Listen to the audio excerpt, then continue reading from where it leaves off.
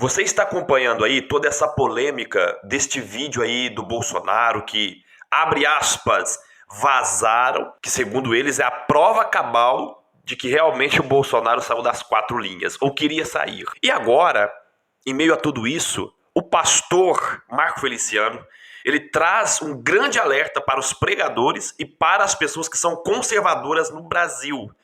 E depois também eu quero mostrar para você o vídeo do Lacombe, ele fazendo ali uma análise da perseguição ao cristianismo e falou sobre o governo atual. Gente, tá um vídeo muito forte, então já peço a você que deixe aquele like abençoado para que o YouTube impulsione esse vídeo para demais pessoas, compartilhe esse vídeo com alguém, também inscreva no canal você que é novo por aqui. Sem mais delongas, vamos ao vídeo aí, vamos lá.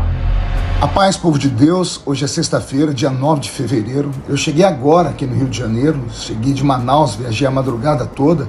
Ontem eu preguei em 2 cultos lá, hoje eu ministro em São Gonçalo, numa linda igreja, e amanhã pela manhã eu embarco para Goiás, onde eu vou ministrar em várias cidades até segunda-feira. Um amigo meu me chamou aqui e perguntou se eu lia os comentários lá no X ou no X, o antigo Twitter. Então fui lá ler as postagens que fiz ontem sobre a força-tarefa da Polícia Federal contra Bolsonaro, Valdemar Costa Neto e o meu partido PL. Se alguém ainda tiver dúvidas de que o que passamos neste momento no Brasil se trata da luta do céu contra o inferno, basta ir lá e ler os comentários. Gente, chega a dar arrepios de tanto ódio destilado por aqueles que nos acusam de discurso de ódio. O momento é sombrio, estamos todos assustados. Interessante é que deflagraram a operação bem no início do carnaval. Essa famosa festa brasileira que, quando termina, deixa sequelas irreversíveis. Você já ouviu a expressão crianças de novembro? Algumas são filhos do carnaval. Filhos de uma aventura sem responsabilidade. Alguns podem ser considerados filhos de ninguém. Um psicanalista disse assim sobre eles: filhos que se sentem excluídos, colocados à margem do comercial da margarina que tem a família perfeita. Reclamam por serem estigmatizados filhos de pai desconhecido e de mãe avoada, cabeça de vento. Tem também aqueles que, em nome da liberdade, da alegria e curiosidade, irão se tornar viciados em crack, droga que vicia já na segunda vez que é usada. Tem as traições que serão reveladas, os casamentos que serão destruídos. Ou seja, dias de carnaval são dias em que o mal é exaltado, requerido e adorado.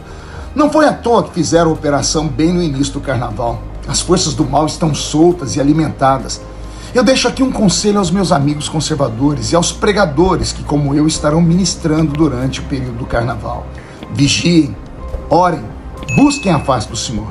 Se protejam, se guardem, guardem suas famílias, orientem os seus a tomarem um cuidado duplo, pois o diabo está solto e busca qualquer um que ele possa tragar. Para os cristãos brasileiros, digo, não caiam na velha história do pão e circo, que por um pequeno tempo trará prazeres.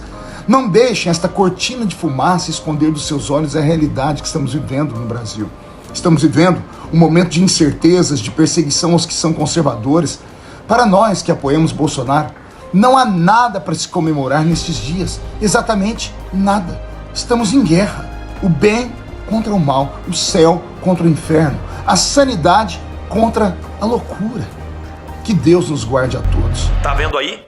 É isso mesmo, gente. Olha, nós devemos orar, buscar a Deus. Infelizmente, é muito triste o cenário que o Brasil se encontra em todas as esferas, política, religiosa, financeira, enfim, o Brasil precisa das nossas orações. Porque, olha, veja aí o raciocínio do Lacombe em meio a toda essa questão dessa perseguição que os cristãos têm enfrentado.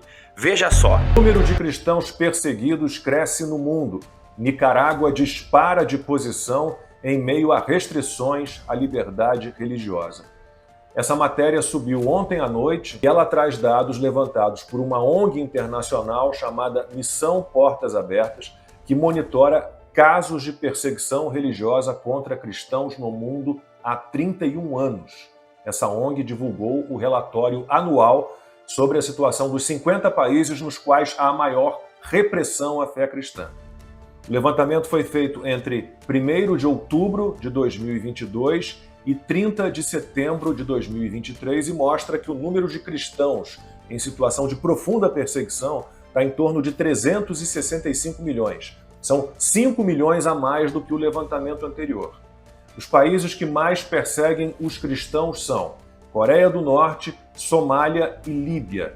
Em seguida, vêm outros países da África e do Oriente Médio. Olhando aqui para a América Latina, a gente tem 2 ditaduras ligadas ao Lula, aumentando a perseguição aos cristãos.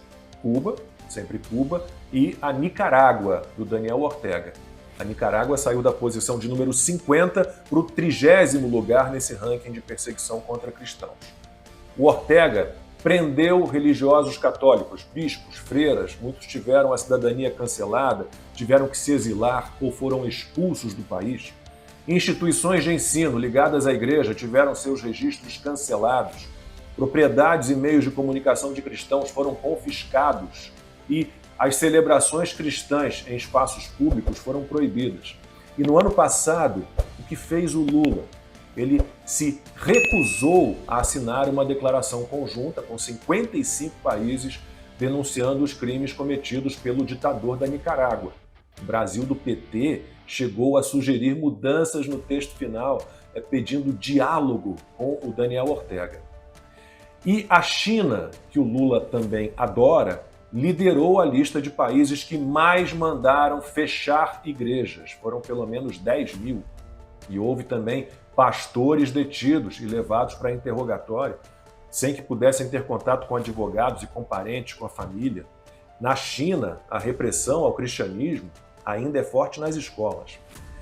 O que a gente pode esperar do Lula, né? Alguém que fecha os olhos para isso tudo, que defende a ditadura chinesa e elogia a força do Partido Único, que elogia o partido político forte da ditadura chinesa e faz críticas aos Estados Unidos, que afirma que Venezuela não ser uma democracia é narrativa, que o conceito de democracia é relativo, que agradece à África pelo que foi produzido na escravidão.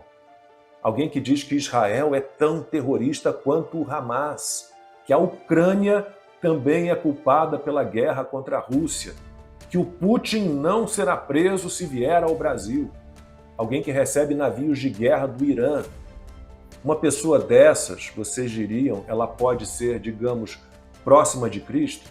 Não parece que ela está muito mais para o lado do anticristo, da besta? Tá vendo que tudo que está acontecendo, na verdade, é um modelo do que será quando o anticristo reinar nessa terra.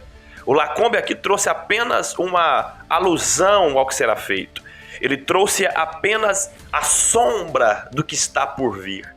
E vigiemos nós, porque o fim está muito próximo, o fim de todas as coisas. Aí não importa se a pessoa crê ou deixa de crer, a verdade é uma só. É tempo de nós buscarmos mais a Deus, é tempo de nós nos entregarmos mais diante de Deus, é tempo de nós consertarmos a nossa casa, é tempo de vigiar a nossa casa, é tempo de tirarmos mais tempo para Deus, para as coisas de Deus.